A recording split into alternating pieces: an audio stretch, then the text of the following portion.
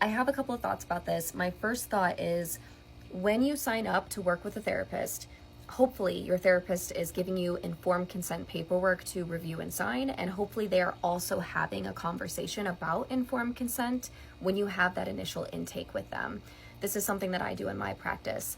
And so if they have an attendance policy, hopefully it is clearly outlined in their informed consent paperwork, and hopefully they are clearly talking about it with you in that initial intake session and answering any questions or concerns you have. And whatever personal thoughts or feelings you might have about that, you consented to that dynamic when you signed up to work with that therapist, and they made you aware of what their cancellation policy is. And even though the consequences look different, therapists do have consequences for late canceling on their clients.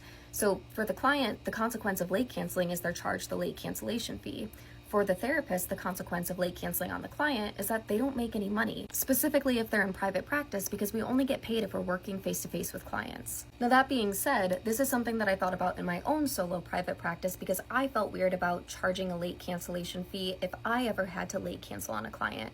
So what I did to feel better about this in my practice, and this was a personal choice that works for me, it might not work for other therapists and they have the choice to do something different. What works for me is that if I ever have to late cancel on a client, they get a banked late cancellation. Essentially, if they ever need to late cancel in the future and they have a banked late cancellation, I'll waive their late cancellation fee.